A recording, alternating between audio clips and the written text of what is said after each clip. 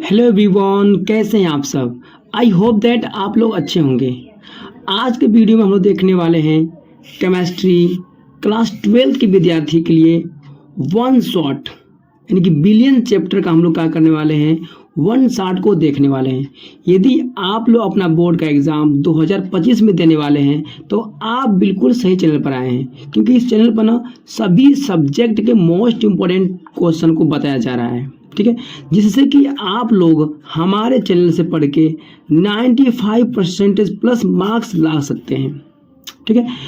तो देखिए, इस वीडियो में हम लोग क्या करने वाले हैं, ओनली इम्पोर्टेंट टॉपिक को ही लिए हैं, ओके, यानी बिलियन के जितने भी इंपॉर्टेंट टॉपिक बन रहे हैं सबको ले लिए हैं। तो यदि आप इस वीडियो को लास्ट तक देखते हैं तो आपका बोर्ड एग्जाम में 100 में 100 अंक पक्का हो जाएगा, ठीक। तो आपका हम ज़्यादा समय नहीं लेंगे, शुरू करते हैं जल्द से इस वीडियो को। तो देखिए, सबसे पहले अगर हम बात करें बच्चों यहाँ पर पहले क्वेश्चन का, देखिए तो पहला जो क्वेश्चन आपका है वो है आपका मोललता, ठीक है, यानी कि मोललता किसे कहते हैं। सिंपल सी बात है कि मोललता की परिभाषा बताना आपको है, ठीक है। देखिए, तो हम लोग इसको बहुत इजी तरह से सीखेंगे। देखिए, यहाँ पर आपका डालेंगे हेडिंग मोललता। मोललता कहते हैं किसे कहते हैं, देखिए ध्यान से आप बच्चों यहाँ पर देखिए, यहाँ पर कुछ यहाँ पर देखिए फिगर बन रहा है, ये कोई पात्र ले लीजिए, कोई बर्तन यहाँ पर है, ठीक है। अब देखिए इसमें क्या लिए, इसमें लिए आप विलायक, और विलायक के इसमें कितने आपके ग्राम अड़ू हैं, तो 1 kg ग्राम यहाँ पर, ठीक ना, ओके। और देखिए इसमें क्या करेंगे हम लोग, इसमें विलेय की मोलों की संख्या इसमें हम लोग घुले हुए हैं, ठीक है। तो देखिए परिभाषा समझते आइए, देखिए यहाँ पर तो 1 किलोग्राम विलायक में घुले विलेय के मोलों की संख्या को मोललता कहते हैं। कितना आसान परिभाषा है। यानी कि हम बात करें बच्चों, देखिए तो 1 किलोग्राम विलायक में जो घुले आपके विलेय की मोलों की संख्या है, ठीक है।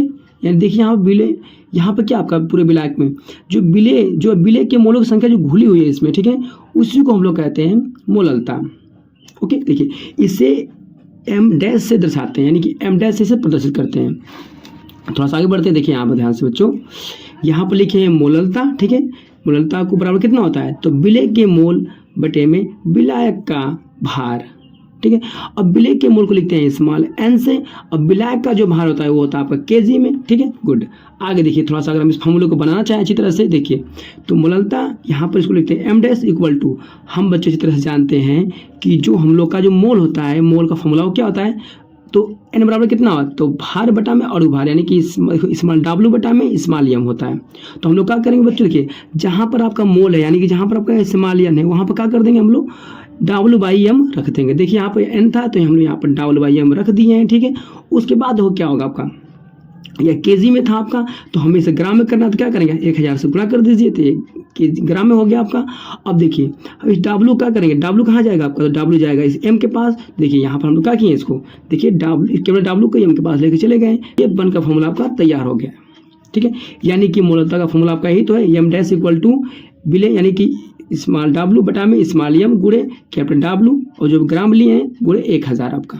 इसका मात्रक क्या होगा बच्चों, तो इसका मात्रक देख पा रहे हैं यहाँ पर इसका मात्रक होगा मोल प्रति किग्रा, ठीक है। अगर हम थोड़ा सा और बात करें यहाँ पर, देखिए जहाँ अगर बात करें हम लोग की यहाँ पर, देखिए स्मॉल W क्या है, तो ये विलेय का भार है, स्मॉल एम क्या है यहाँ पर शो कर रहा है, तो विलेय का अणु भार है, कैपिटल W क्या है यहाँ पर आपका, तो विलायक का भार है, और आप तो एम डैश जानते हैं ये मोललता आपका है, ओके। तो ये मोस्ट इम्पोर्टेंट था बच्चों, इसे आप कर लीजिएगा। अब हम देखते हैं नेक्स्ट प्रश्न को।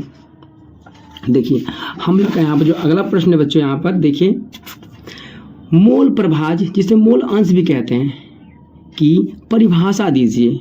आपको मोल प्रभाज की परिभाषा देना है, तो यहाँ पर लिख दिए हेडिंग हम मोल प्रभाज, ठीक है। अब देखिए इसे कैसे समझेंगे हम लोग, आइए बच्चे थोड़ा सा पढ़ते हैं परिभाषा को। देखिए परिभाषा यहाँ पर कह रहा है, किसी घटक का मोल प्रभाज विलयन में उपस्थित उस घटक के मोलों की संख्या तथा कुल घटक के मोलों की संख्या के अनुपात के बराबर होता है, ओके बच्चों। देखिए थोड़ा समझिए, देखिए यहाँ पर ये पूरा यहाँ पर आपका विलयन है, ठीक है, ये आपका क्या पूरा आपका विलयन है। और देखिए यहाँ पर क्या आपका है, यहाँ पर ए क्या आपका है, देखिए यहाँ पर ए की मोलों की संख्या इसमें घुली हुई है, यहाँ पर बी की मोलों की संख्या यहाँ पर घुली हुई है, ठीक है। तो हम लोग क्या कर सकते हैं कि इनकी अनुपात क्या होगा, यानी कि मोल प्रभाज के बराबर हो जाएगा, ठीक है, मोलों की संख्या बराबर हो जाएगा। अगर इसको थोड़ा अच्छी तरह समझे बच्चों, देखिए ध्यान से यहाँ पर अगर हम बात करें यहाँ पर, देखिए इस तरह से, यानी कि ए का मोल प्रभाज किसके बच्चा, ए का मोल प्रभाज बात करें तो क्या इसका हो जाएगा फॉर्मूला, तो ए के मोलों की संख्या यानी कि इसमें कितने ए के मोल घुले हुए हैं, ठीक है, ए के मोलों की संख्या बटा में हो जाएगा बच्चों आपका कि इस पूरे बिलियन में उपस्थित कुल घटक के मोलों की संख्या, ठीक है। यानी कि हम बच्चे ध्यान से समझना चाहें तो अगर आपका ए का मोल प्रभाज सिर्फ इसका ए का निकालना आपका अगर आपका ए का मोल प्रभाज निकालना है तो क्या करेंगे, तो उसके लिए ए के मोलों की संख्या, जो ए के मोलों की संख्या है उसे आप क्या करेंगे, उससे आप डिवाइड कर देंगे, किसे डिवाइड कर देंगे, तो बिलियन में उपस्थित कुल घटक के मोलों की संख्या, ओके। कुल घटक मतलब इसमें ए और बी दोनों के हैं, उसे घटकों को आप जोड़ देंगे। थोड़ा देखिए समझें यहाँ पर, आइए देखिए हमने यहाँ लिखी ए के मोल प्रभाज, ठीक है, इक्वल टू यहाँ पर क्या लिखा है एन ए से मतलब क्या होता है कि ए के मोलों की संख्या बटा में क्या हो जाएगा बच्चों आपका, देखिए तो ए के मोलों की संख्या प्लस बी के मोलों की संख्या यानी कि दोनों के मोलों की संख्या का जोड़ के पूरे यहाँ पर डिवाइड कर दिए किसके, ए के मोलों की संख्या को, तो ये निकल गया आपका ए के मोल प्रभाज का फॉर्मूला, ठीक है। अब देखिए ध्यान से अगर हम बात करें कि यहाँ पर एन ए क्या है आपका, देखिए तो यहाँ पर है ए के मोल, यहाँ पर ए के मोल है, यहाँ पर एन बी क्या है तो यहाँ बी के मोल है, ठीक है। अब देखिए यहाँ पर देखिए बच्चों यहाँ पर क्या दिया आपका, यहाँ पर ए, ठीक है, यहाँ पर ए क्या दिया मोल प्रभाज का सिंबल दिया यहाँ पर, तो ये ए का मोल प्रभाज है, ठीक है बच्चों आपका ए का मोल प्रभाज यहाँ पर है, ठीक है। यहाँ पर क्या है बी का मोल प्रभाज है आपका, ठीक है बच्चों। अब हम लोग बच्चे देखेंगे यहाँ पर बी का मोल प्रभाज को, ठीक है, देखिए यहाँ पर तो बी का मोल प्रभाज कैसे निकलेगा, तो यहाँ पर आएगा बी के मोल और बटे में आ जाएगा कुल घटक का मोल, ठीक है। देखिए यहाँ पर काई बी यहाँ पर दिया है, ठीक है, काई बी यहाँ पर दे दिया है, यानी कि इसको बोलेंगे बी का मोल प्रभाज इक्वल टू क्या हो जाएगा, यानी कि बी के मोल और पूरे बटे में क्या हो जाएगा ए के मोल प्लस बी के मोल, यानी कि दोनों को मोलों का करेंगे ऐड करके बच्चों यहाँ पर बी के मोलों को डिवाइड कर देंगे, ठीक है। सिंपल सी बात है बच्चों आपका, देखिए अगर ए का मोल निकालना है तो क्या करेंगे, ए मोल प्रभाज को तो ए के मोल और बी के मोल दोनों मोलों को क्या करेंगे जोड़ के ए के मोल के प्रभाज को भाग दे देंगे हम लोग, सिंपल सी बात है। यहाँ पर बी के मोल प्रभाज निकालना तो क्या करेंगे, यानी कि बी के मोल क्या करेंगे, मोलों की संख्या को यहाँ पर बच्चों देखिए ए के मोल और यहाँ बी के मोल की संख्या को दोनों को जोड़ के बी के मोल की संख्या को भाग दे देंगे, ठीक है। ये हम लोग का मोल प्रभाज का हो गया, ठीक है बच्चों। अब हम देखेंगे अगले प्रश्न को यहाँ पर, तो अगला हम लोग का प्रश्न क्या है बच्चों, तो यहाँ पर देखिए साफ साफ दिख रहा है आपका यहाँ पर मोलरता को परिभाषित कीजिए। ये भी आपका बहुत ही इंपॉर्टेंट क्वेश्चन है बच्चों और इससे बोर्ड एग्जाम में न्यूमेरिकल बहुत ही आते हैं आपके, चलिए समझते हैं इसे। देखिए यहाँ पर लिख लेंगे आप मोलरता, देखिए इसकी परिभाषा कैसे आप याद करेंगे, तो 1 लीटर बिलियन में, यानी कि बिलियन कितना लेना है आपको, लेना है पूरा 1 लीटर, तो 1 लीटर बिलियन में घुले विलय के मोलों की संख्या को बिलियन की मोलरता कहते हैं।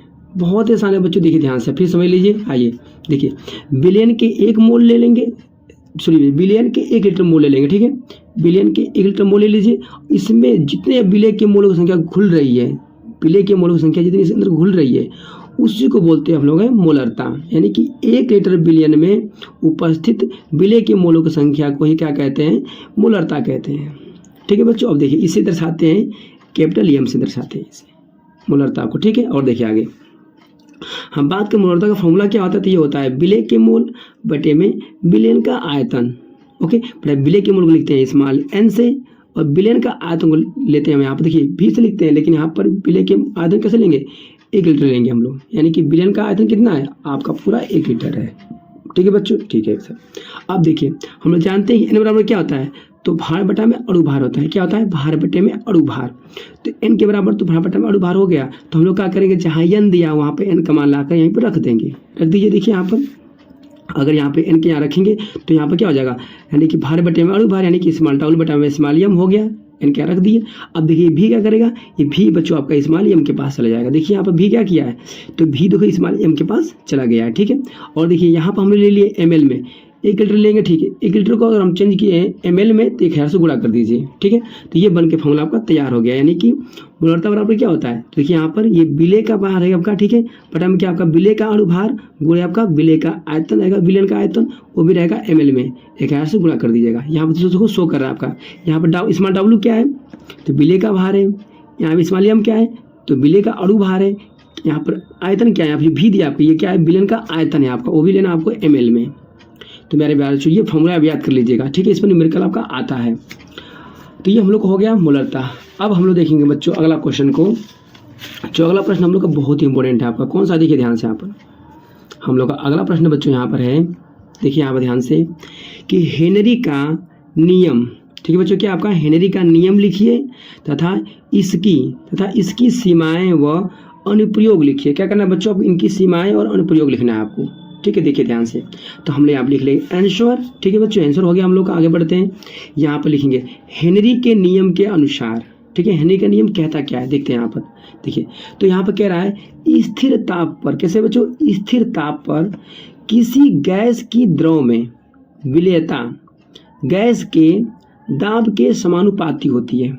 बहुत ही आसान बच्चा, ये तो क्या आपका है परिभाषा। देखिए ध्यान से, जिसे बच्चे मान लीजिए पूरा क्या आपका है, ये पूरा आपका द्रव है। ठीक है, इस द्रव के अंदर जो CO2 की मात्रा जो घुली हुई है, जितना घोलेंगे आप, ठीक है, वही क्या कहलाएगी बच्चों, वही आपके हेनरी के नियम, वही आपका हेनरी का नियम।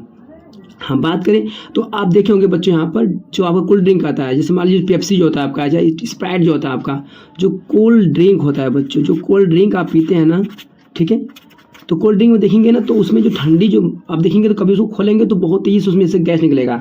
तो वही गैस क्या होता है, तो वही CO2 तो होता है आपका। ठीक है, और वो CO2 क्या करते हैं, बहुत ही प्रेशर के साथ उसमें दबा कर भरे जाते हैं द्रव में। यानी कि द्रव में क्या करते हैं, गैस को घोलते हैं, उसमें उसको मिलाते हैं उसके अंदर। ठीक है, ये तो हेनरी का नियम है आपका। ठीक है, तो सिंपल सी बात है कि स्थिर ताप पर, यानी ताप कैसा होना चाहिए आपका, ताप होना चाहिए आपका स्थिर। तो स्थिर ताप पर यानी कि कांस्टेंट ताप पर क्या करेंगे, तो किसी गैस की द्रव में विलेयता, यानी किसी गैस को क्या करेंगे, द्रव में घोलेंगे, उसके अंदर मिलाएंगे, तो यही क्या कहलाएगा, गैस के दाब के समानुपाती हो जाएगा। कौन बच्चा आपका, तो वही आपका गैस के द्रव की विलेयता। ठीक है, आइए देखिए यहाँ पर, तो मेरे प्यारे बच्चों यहाँ देखो साफ साफ लिखा हुआ है कि गैस की विलेयता, जो गैस की विलेयता है वो क्या बच्चा, देखो जी, वो दाब के समानुपाती है।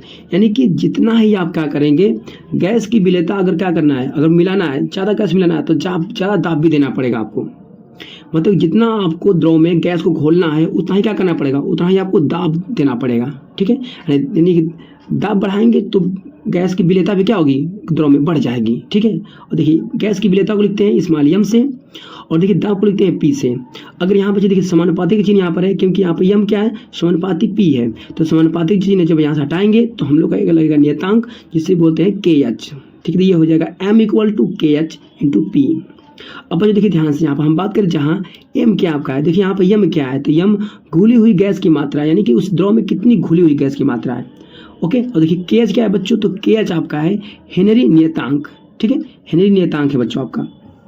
आगे थोड़ा देखते हैं हम लोग यहाँ पर, देखिए P क्या है, तो P आपका दाब है बच्चों, क्या आपका है, प्रेशर है आपका। ठीक है, चलिए अब हम लोग देखेंगे बच्चों ध्यान से यहाँ पर हेनरी के नियम की सीमाएं। बच्चों हम लोग सीमाएं को भी देख लेते हैं जल्दी से, आइए। तो इनकी जो फर्स्ट सीमाएं क्या है, तो यह नियम केवल आदर्श गैस के लिए मान्य है। यानी कि यह नियम किसके लिए मान्य है, केवल आदर्श गैस के लिए ही मान्य है। ठीक है, और किसी गैस के लिए मान्य नहीं है आपका। ओके बच्चों, आदर्श गैस एक स्पेशल गैस होती है। ठीक है, चलिए थोड़ा सा बच्चों आगे देखते हैं हम लोग यहाँ पर।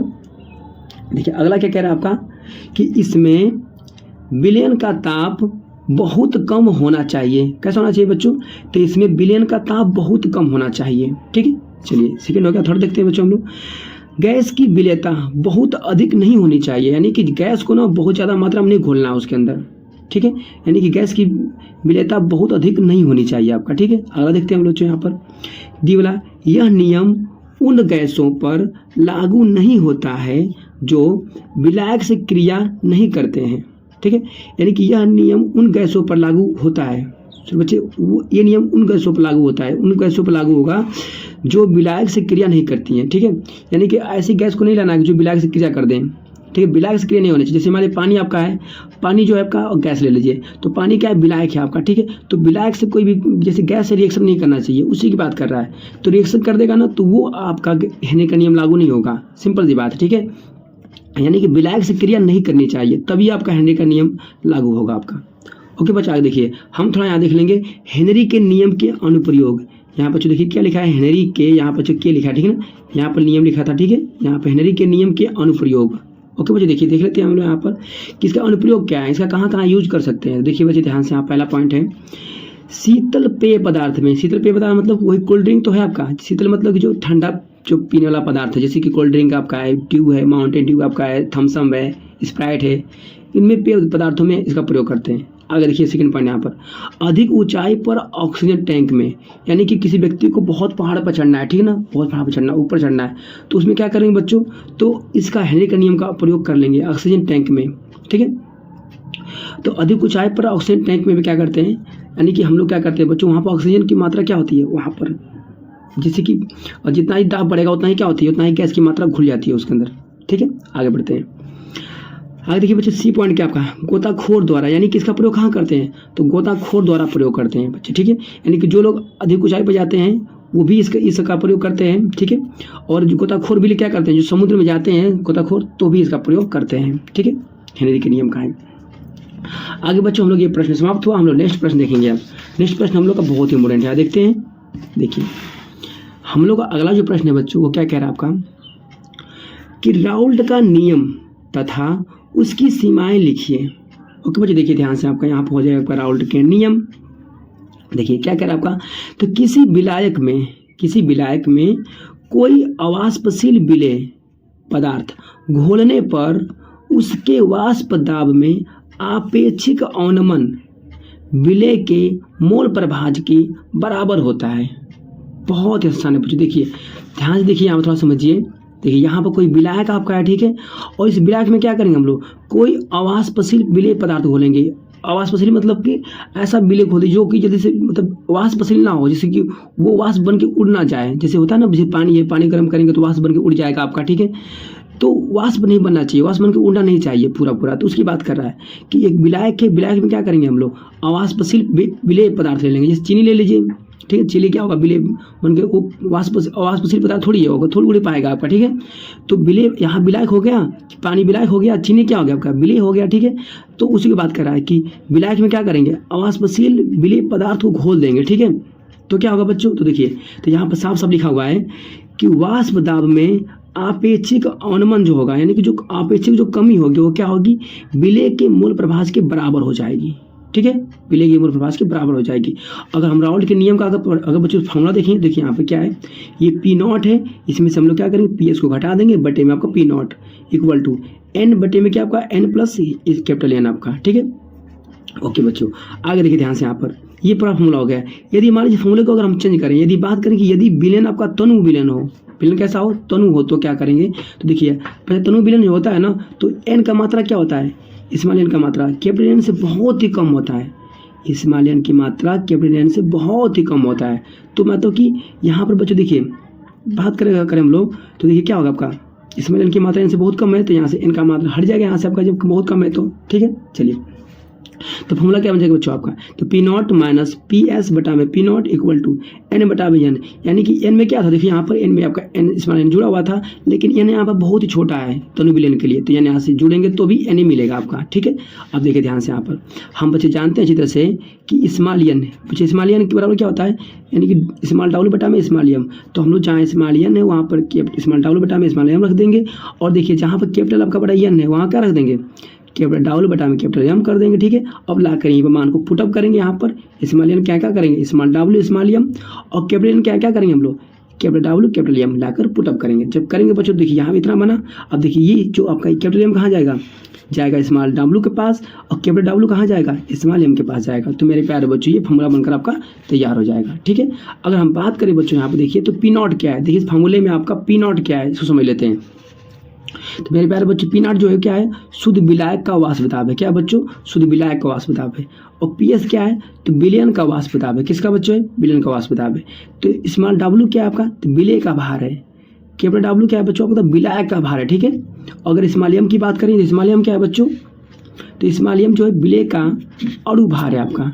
अगर कैपिटल M की बात करें तो विलायक का अणु भार है। ठीक है, ओके बच्चों, ये था आपका राउल्ट का नियम। ठीक है, यानी कि हम लोग इसमें क्या देखने वाले हैं, अब इसकी देखेंगे हम लोग सीमाएं देखेंगे, राउल्ट के नियम की सीमाएं। ठीक है बच्चों, इंपॉर्टेंट है आपका, ये बहुत क्वेश्चन इंपॉर्टेंट है बोर्ड एग्जाम के लिए। देखिए तो देखिए बच्चों ध्यान से, यहाँ पर राउल्ट के नियम की सीमाएं क्या क्या है, चलो देखते हैं। पहला पॉइंट यहाँ पर फर्स्ट देखिए बच्चों, राउल्ट का नियम तनु विलयन पर लागू होता है, सांद्र विलयन पर नहीं। यानी कि राउल्ट का जो नियम बच्चे ना, वो केवल क्या होता है, केवल तनु विलयन पर ही लागू होता है। ठीक है, सांद्र विलयन पर लागू नहीं होता, याद रखिएगा। आगे देखिए बच्चों, नेक्स्ट पॉइंट यहाँ पर, राउल्ट का नियम केवल अवाष्पशील विलेय पदार्थ के विलयन पर लागू होता है। यानी कि अवाष्पशील विलेय पदार्थ मतलब कि जो मतलब ऐसा विलेय पदार्थ होना चाहिए जो मतलब कि पूरा वाष्प बन के उड़ ना जाए, पूरा वाष्प बनकर उड़ना नहीं चाहिए। ठीक है, उस पर लागू होगा राउल्ट का नियम। आगे देखिए बच्चों ध्यान से, यहाँ पर तीसरा पॉइंट क्या करा है विद्युत अपघट्यों के विलयन पर यह नियम लागू नहीं होता है। यानी विद्युत अपघट्य मतलब जैसे यहाँ बात करें हम लोग बच्चे NaCl की, तो ये NaCl क्या है आपका विद्युत अपघट्य है, पानी में घोलेंगे तो टूट जाएगा आपका, विद्युत अपघट्य हो जाएगा, तो इस पर ये क्या होगा, यह नियम लागू नहीं होगा बच्चों। ठीक है, गुड। आगे थोड़ा देखते हैं हम लोग। देखिए, जो पदार्थ विलयन में वियोजित होते हैं, जो पदार्थ विलयन में क्या होते हैं, टूट जाते हैं पूरा, उन पर यह नियम लागू नहीं होता है। सिंपल सी बात है बच्चों, वही तो बात है आपका NaCl वाला जो बताया। ठीक है, यानी कि जो पदार्थ क्या है, मतलब कि विलयन में घोलने पर टूट जा रहे हैं, उस पर यह नियम लागू नहीं होगा। तो मेरे प्यारे बच्चों, ये राउल्ट नियम के सीमाएं थी। ठीक है, अब हम लोग देखेंगे नेक्स्ट प्रश्न को। हम लोग अगला जो प्रश्न है बच्चों, क्या कह रहा है, क्वथनांक में उन्नयन से आप क्या समझते हैं। ठीक है, बहुत ही इंपॉर्टेंट टॉपिक है आपका, देखिए ध्यान से। क्वथनांक माने होता है बॉइलिंग, बॉइलिंग मतलब उबलना। ठीक है, उबलना यानी कि बॉइलिंग होता है। ठीक है, देखिए ध्यान से। उन्नयन माने क्या होता है, वृद्धि। मतलब उन्नयन माने क्या होगा बच्चों आपका, उन्नयन माने होता है आपका वृद्धि। ठीक है, चलिए तो देखिए ध्यान से बच्चों, यहाँ पर आपका हेडिंग डाल देंगे क्वथनांक में उन्नयन, जिसको बच्चों लिखते हैं डेल्टा टीबी से। क्या करते हैं बच्चों, इसको लिखते हैं डेल्टा टीबी से। ठीक है,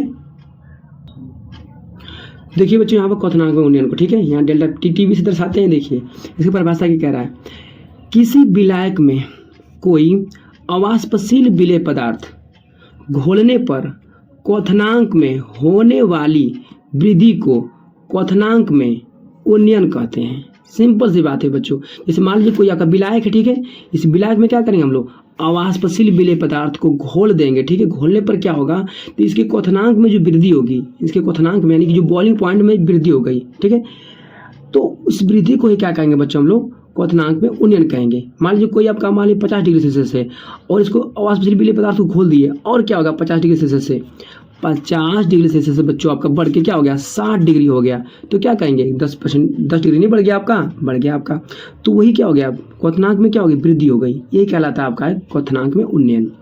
अगर बच्चों इसके बात करें, वो देखिए यहाँ पर डेल्टा टीबी से दर्शाते हैं।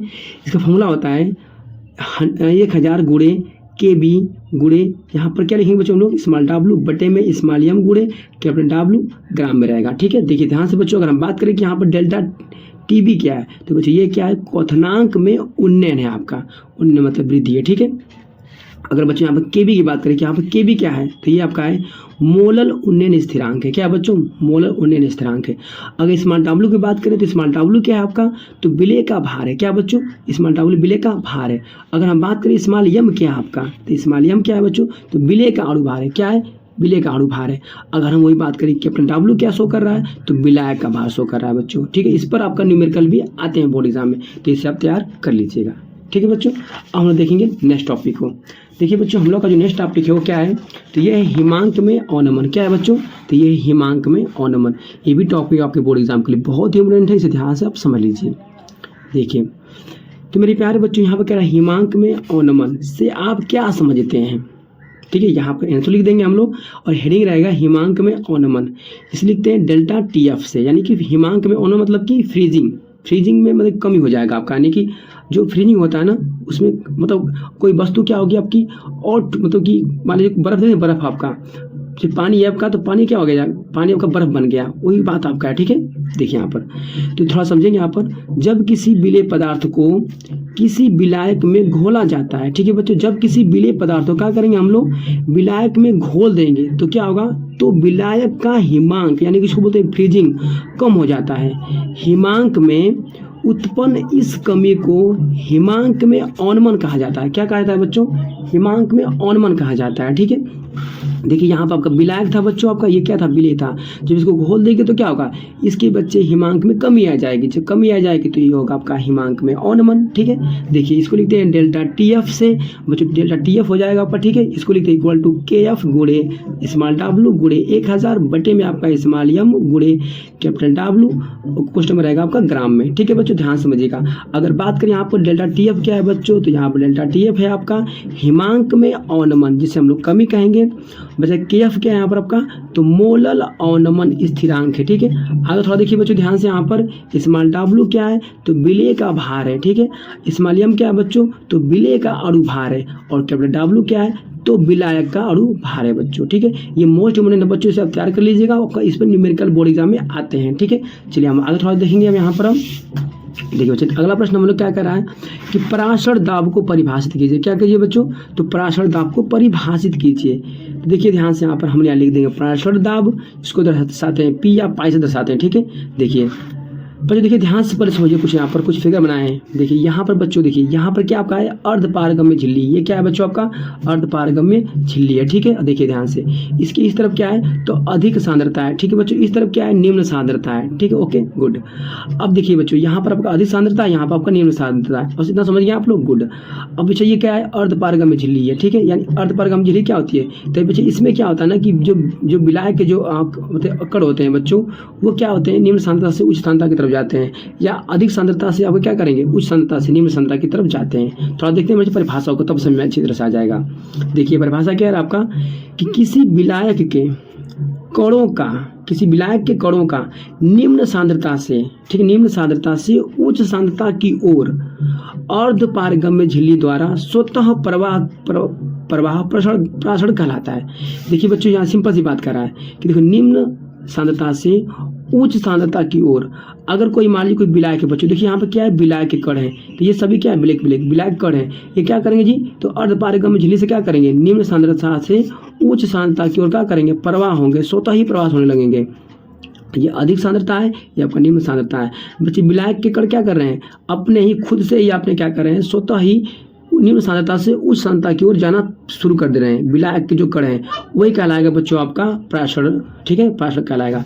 लेकिन थोड़ा आगे बढ़ते हैं। देखिए उच्च सांद्रता वाले विलयन पर लगाया गया वह बाहरी दाब, क्या बच्चों वह बाहरी दाब जो विलायक के अणुओं का प्रवाह अर्धपारगम्य झिल्ली से रोक दे उसे कहते हैं पराशर दाब। तो देखिए बच्चे ध्यान से यहाँ पर ये अधिक सांद्रता वाला क्या है आपका है, यहाँ पर आपका कोई विलयन है, यहाँ पर निम्न सांद्रता वाला विलयन है, ठीक है। तो जैसे मान लीजिए कि ये विलायक का जो कण है ना आपके उच्च सांद्रता वाले विलयन में जा ही ना पाए, रोक दे, मतलब इस अर्धपारगम्य से क्या किया जाए इसको रोक दिया जाए, मतलब कि यहाँ से जो है ना ये जो कण है आपके आगे बढ़ ही ना पाए, यानी पराशर दाब क्या करे इसको रोक दे रहा है किसी दाब के कारण, यानी कि उच्च सांद्रता वाले विलयन क्या कर रहे हैं इसको रोक दे रहे हैं। जो रोक देंगे तो क्या होगा, तो बच्चे ये हो जाएगा आपका पराशर दाब, ठीक है, यानी कि विलायक के कण इसके अंदर प्रवेश ही नहीं कर पाएंगे। क्यों नहीं कर पाएंगे, क्योंकि पराशर दाब लग रहा है बच्चों, ओके गुड। अब थोड़ा देखिए बच्चों इसका फॉर्मूला क्या होता है आपका, बच्चों ये होता है आपका पाई भी इक्वल टू NRT, ओके।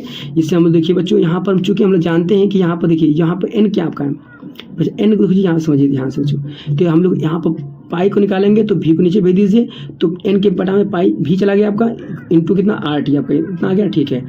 अब देखिए यहाँ पर बच्चों n भी जो दिया है ना इसको लिख सकते हैं हम लोग C, क्या लिख सकते हैं C लिख सकते हैं। देखिए बच्चों ध्यान से यहाँ पर जो आपका n बटा में भी था वहाँ पर क्या लिख दिए C लिख दिए, ठीक है। अब देखिए ध्यान से अगर हम बात करें यहाँ पर थोड़ा सा देखिए, थोड़ा सा अगर बात करें कि यहाँ पर पाई क्या आपका है, तो मेरे प्यारे बच्चों पाई आपका पराशर दाब है, C क्या आपका है, C आपका सांद्रता है जिसे मोल प्रति लीटर में लेते हैं, ठीक है। R क्या है बच्चों तो गैस नियतांक है जिसे विलयन का स्थिरांक भी कह सकते हैं, T क्या है बच्चों तो परम ताप है आपका, इसको आप हमेशा कैलोरी में लेना पड़ता है। V क्या है मेरे बच्चों तो ये V आपका है आयतन, इसको लीटर में लेना पड़ता है, ठीक है। N क्या है स्मॉलियन विलय के मोलों की संख्या है बच्चों, क्या है तो विलय के मोलों की संख्या है, ओके बच्चों। अब हम लोग देखेंगे नेक्स्ट प्रश्न को। बच्चों नेक्स्ट प्रश्न हम लोग का भी बहुत ही इंपॉर्टेंट है आपका, देखते हैं आइए। देखिए बच्चों अगला प्रश्न क्या कह रहा है आपका, वांट हाफ गुणांक किसे कहते हैं, ठीक है। देखिए बच्चों इसका आंसर देख लेते हैं हम लोग। किसी अणुसंख्य गुणधर्म के प्रायोगिक मान तथा सामान्य मान के अनुपात को वांट हाफ गुणांक कहते हैं, ओके बच्चों। सिंपल से कह रहा है आपका कि किसी अणुसंख्य गुणधर्म के प्रायोगिक जो मान है, ठीक है, और क्या है आपका सामान्य जो मान है, उन दोनों के अनुपात को ही हम लोग क्या कह देंगे वांट हाफ गुणांक कह देंगे। देखिए ध्यान से यहाँ पर अगर बच्चों थोड़ा सा बात करें यहाँ पर आगे बढ़ेंगे तो यहाँ पर वांट हाफ गुणांक है, ठीक है, इसको दर्शाते हैं स्मॉल आई से इक्वल टू, देखिए किसी अणुसंख्य गुणधर्म का प्रायोगिक मान बटे में क्या है सामान्य मान है, दोनों के अनुपात को बच्चों क्या कहेंगे हम लोग वांट हाफ गुणांक कह देंगे, ओके गुड। अब देखिए थोड़ा सा कन्फ्यूजन बच्चे होंगे कि अणुसंख्य गुणधर्म क्या होता है, तो अणुसंख्य गुणधर्म को थोड़ा सा देख लेते हैं यहाँ पर। देखिए बच्चों यहाँ पर अणुसंख्य गुणधर्म किसे कहते हैं, तो देखिए आइए समझते हैं यहाँ पर।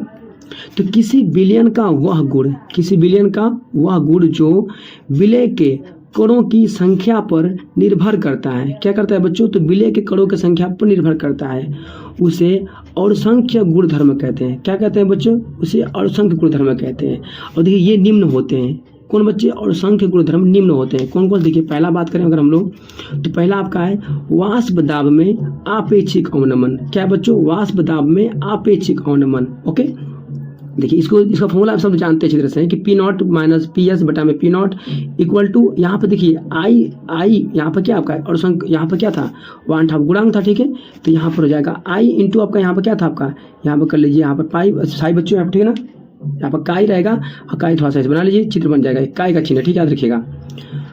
ओके बच्चों, अब देखिए तो ये पहला आपका था आपका और गुणधर्म। सेकंड क्या है, तो कथनांक में उन्नयन है। क्या है बच्चों, कथनांक में उन्नयन। इसका फॉर्मूला क्या होता है, delta T B equal to यहाँ पर आई इंटू के बी गुणे एम। आपका आई जानते हैं ये क्या है, ठीक है ना। चलिए बच्चों, यानी कि वही तो है आपका 1/2 गुणांक। अब देखिए तीसरा क्या है बच्चों, तो हिमांक में अवनमन है, ठीक है। तीसरा गुणधर्म क्या है, हिमांक में अवनमन। इसको लिखते हैं delta T F equal to I into K F गुणे एम आपका, ठीक है बच्चों, गुड। अब देखिए हम लोग देखेंगे यहाँ पर चौथा क्या, और गुणधर्म दिए पराशर दाब है आपका, जिसको लिखते हैं pi equal to I C R T. तो मेरे प्यारे बच्चों ये था पूरा आपका अड़सों गुणधर्म। तो मेरे प्यारे बच्चों ये जितने भी इस वीडियो में क्वेश्चन लाए थे, वो सारे क्वेश्चन आपके मोस्ट टाइम भी थे। क्या थे बच्चों, मोस्ट टाइम भी थे। यदि हमारी वीडियो आपको अच्छी लगी हो तो थोड़ा सा बच्चों क्या करिएगा, सब्सक्राइब कर दीजिए और अपने दोस्तों को भी शेयर कर दीजिए। ओके, और लाइक वीडियो करना बिल्कुल मत भूलिएगा। मिलते हैं नेक्स्ट वीडियो में। आज के लिए बस इतना ही। थैंक यू बच्चों।